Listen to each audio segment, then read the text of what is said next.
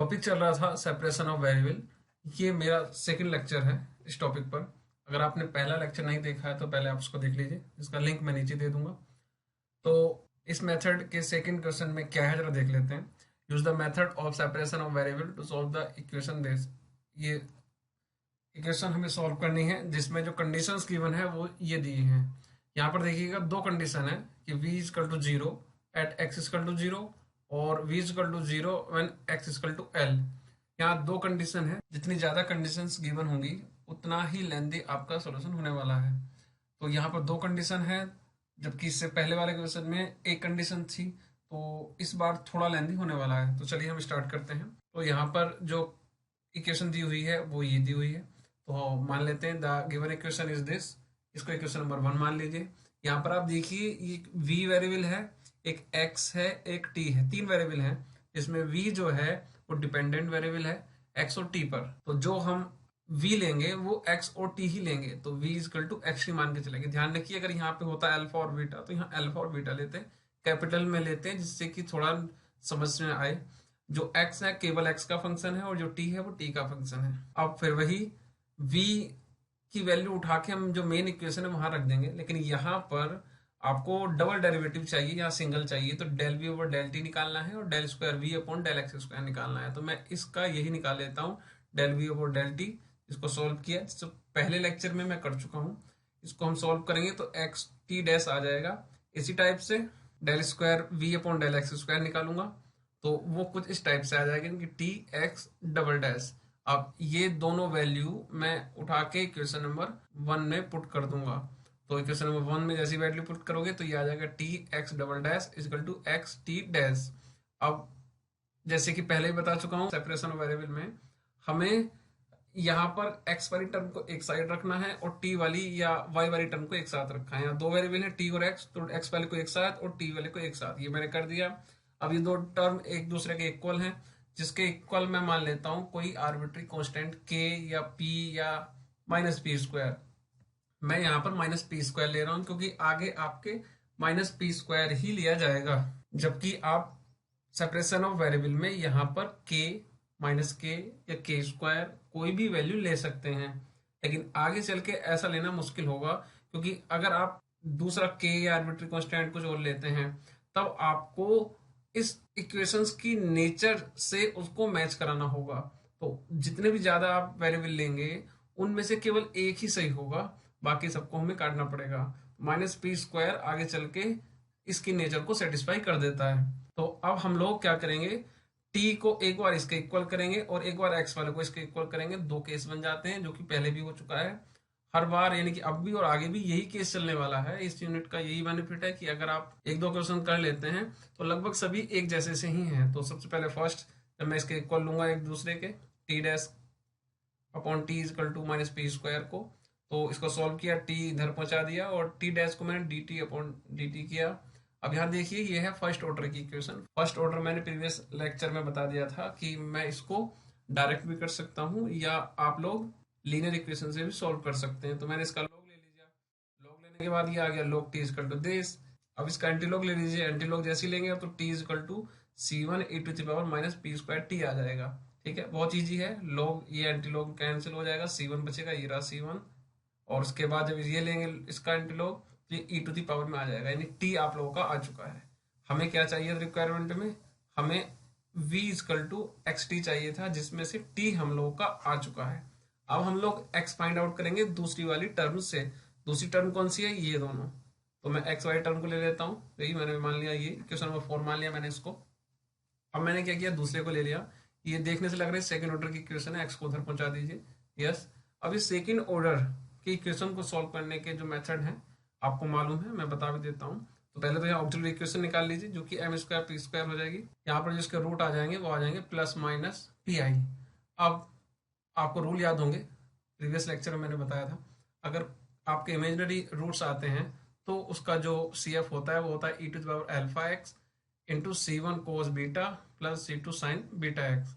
वही मैं यहाँ कर रहा हूँ। ये आगे की टर्म और डिस्टिंक्ट वैल्यू थी, ये अलग है, ये वैल्यू है आप लोगों की।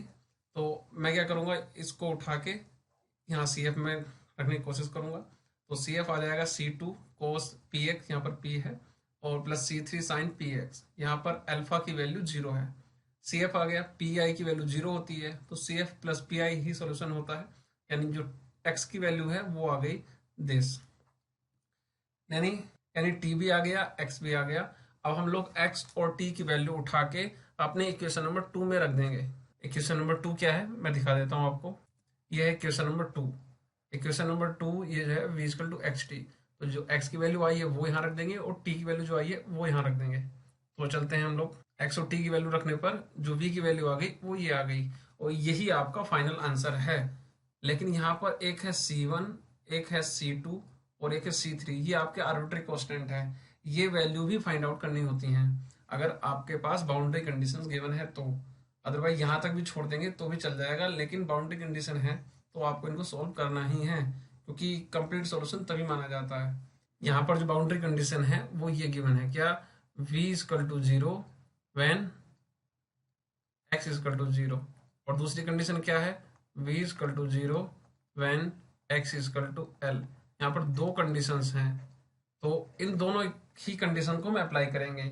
बहुत बार ऐसा होता है कि क्वेश्चन के अंदर ही बाउंड्री कंडीशन या इनिशियल कंडीशंस हिडन होती हैं, आपको वहां से उनको देखना होता है, जो कि नेक्स्ट क्वेश्चंस में आप लोग देख पाएंगे।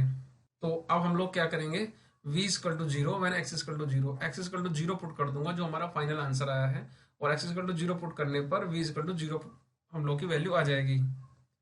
तो चलते हैं, ये हम लोग का फाइनल आंसर था। इस फाइनल आंसर में मैं क्या करूंगा, कंडीशन लगा दूंगा, apply the condition v equal to 0 when x equal to 0। Equation 6 है, इसके अंदर जैसे मैं x इक्वल टू 0 रखूंगा तो साइन 0 0 ये 0 हो जाएगा, ये बच जाएगा C2 cos px, x की 0 रखेंगे तो ये हो जाएगा cos 0 1 हो गया, तो बचा C1 C2 e to the power minus P, तो ये आ गई C1 C2 to the power minus P square T. ये वैल्यू आ गई, लेकिन ये वैल्यू होगी 0 को इक्वल। अब यहाँ पर देखिएगा, या तो ये टर्म 0 होगी या ये टर्म 0 होगी, या इसको तीन टर्म में मान सकते हैं आप, एक फर्स्ट टर्म ये, सेकेंड टर्म ये और थर्ड टर्म ये। इन तीनों टर्म में से कोई एक टर्म 0 हुई है तभी यहाँ पर एक 0 आई है, या एक से ज्यादा भी हो सकती हैं। तो हम ढूंढते हैं कि इन तीनों में से कौन सी वैल्यू 0 हो सकती है। नंबर 1 C1, क्या मैं C1 को 0 कर सकता हूँ? अगर मैंने C1 0 किया तो C1 0 करने से आपका T भी 0 हो जाएगा, क्योंकि C1 0 दैट मीन ये 0।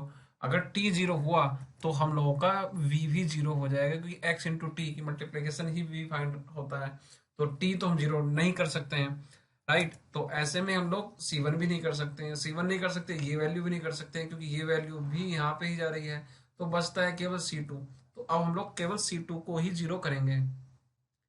यहाँ पर मैंने C2 को 0 कर दिया, C1 को नहीं कर सकता, मैंने लिख दिया है। अब C2 0 होने के बाद मैं ये वैल्यू अपने मेन आंसर में रख दूंगा। जो मेन इक्वेशन या मेन आंसर था हम लोग का वो था 6। अब 6 अपडेट होके जो बनेगा v की वैल्यू वो आ जाएगा ये C1 C3 e to the power minus P square T sine P X, क्योंकि हम लोगों ने C2 को 0 कर दिया, C2 हो गया 0, ये कैंसिल हो गया, केवल C3 बचेगा। तो अब जो अपडेटेड आंसर है वो है v equal to C1 C3 e to the power minus P square T sine P X. ये अपडेटेड आंसर है 6 का, लेकिन यहाँ पर भी अभी C1 C3 है, तो हम क्या करेंगे, अब दूसरी कंडीशन लगा देंगे। हमारे पास दूसरी कंडीशन थी v equal to 0 when x equal to l, तो x इक्वल टू l पर v इक्वल टू 0 कर दूंगा मैं, तो वही मैं कर देता हूँ यहाँ पर। तो जैसे मैंने दूसरी कंडीशन अप्लाई की v equal to 0 when x equal to l, तो ये आ गया C1 C3 to the minus P square T sine P L. यहाँ पर साइन पी एक्स था, यहाँ पर साइन पी एल कर दिया मैंने। अब ये इसके इक्वल है। अब क्या होगा, या तो C1 0 होगा, या C3 0 होगा, या ये टर्म 0 होगी to minus P square T, या साइन पी एल 0 होगा। इनमें से कौन सा 0 होने वाला है, 1 बाई 1 सोच लेते हैं। नंबर 1 C1 0 नहीं होगा, जो हम पहले ही बता चुके हैं। अगर C1 0 किया मैंने तो यहाँ पर जाके ये T पर टारगेट करेगा, जिससे T 0 हो जाएगा। T 0 होने से हमारा V 0 हो जाएगा। C1 0 नहीं होने वाला है। अब आता है C3। C3 से इफेक्ट पड़ेगा हम लोग का X पर, इसको मैं हटा देता हूँ जरा। तो C3 अगर 0 किया मैंने तो X पर इफेक्ट डालेगा। अगर C3 0 हो गया, और C2 हम पहले ही 0 कर चुके हैं, ये रहा C2 पहले 0 हो चुका है, C3 मैंने अब कर दिया तो X 0 हो जाएगा। वही कंडीशन, अगर X 0 हो गया तो भी V 0 हो जाएगा। तो C1 और C3 तो हम लोग नहीं करने वाले हैं। अब आती है भाई इसकी, इसको भी नहीं कर पाएंगे क्योंकि ये भी यहाँ पर जा रहा है, राइट, नहीं तो T 0 हो जाएगा। कुल मिला के हमारे पास एक ऑप्शन बचता है साइन पी एल। अब मैं साइन पी एल को जीरो कर देता हूँ। जीरो किया तो जीरो वैल्यू होती है साइन एन पाई की। साइन से साइन कैंसिल करके P L equal to N pi, और पी की वैल्यू आ गई N pi by L. N की वैल्यू इंटीजर में से कोई भी हो सकती है। अब पी की वैल्यू उठा के हम लोग क्वेश्चन नंबर 7 में रख देंगे, क्योंकि पहले 6 आपकी फाइनल आंसर थी, फिर 7 अपडेटेड आंसर है। तो जैसे ही हम लोग पी की वैल्यू यहाँ रखेंगे तो ये आ जाएगा ये वैल्यू, राइट। अब ये हो गया v is equal to C one C three E to power minus N square pi square T upon L square into sine N pi X upon L. यही लगभग फाइनल आंसर है। यहाँ पर सी वन सी थ्री जो है वो arbitrary constant है, यानी सी वन और सी थ्री की वैल्यू चेंज हो सकती हैं। ऐसी अगर चेंज होती हैं तो भी ये मल्टीप्लाई में आएंगी, यानी कि इन दोनों को हम एक नया वेरिएबल मान सकते हैं, वो हो जाएगा वी एन। यहाँ पर एन की वैल्यू कोई भी हो सकती है इंटीजर में से, तो इसलिए जैसे ही एन की वैल्यू चेंज होती रहेगी आपका वी यानी आंसर भी चेंज होता रहेगा। तो हम लोग एक मोस्ट जनरल सॉल्यूशन निकालते हैं, जिसके अकॉर्डिंग अगर इनफाइनाइट सॉल्यूशन भी हो तो उन सब को ऐड कर दें, तो ऐड करने के बाद जो आंसर आएगा, समेशन करने के बाद आएगा, वो भी जनरल इक्वेशन का आंसर होगा। तो हम लोग क्या देख रहे हैं, वही question number 8, satisfy the given condition for all value of N, hence the most general solution is this. हमने क्या किया, ये एक रूल है, इसकी जरूरत आगे चल के पड़ेगी।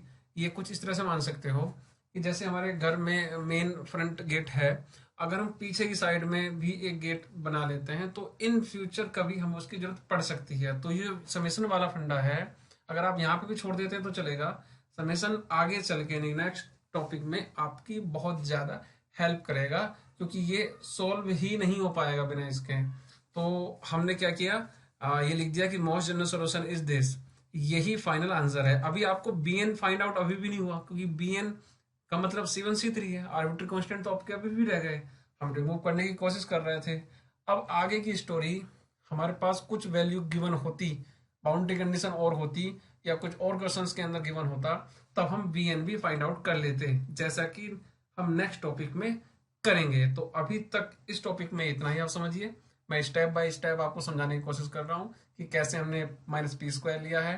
अब मैं जनरल सॉल्यूशन की एंट्री करा दी है मैंने आज। अब नेक्स्ट लेक्चर में हम लोग क्या करेंगे, जनरल सॉल्यूशन से आगे की स्टोरी भी स्टार्ट करेंगे। तो इस लेक्चर में इतना ही, इसको आप अच्छे से समझ लीजिए। Next topic heat equation, wave equation वगैरह जो बची हैं, उन पर फिर से हम लेक्चर लेने आते हैं। Thank you.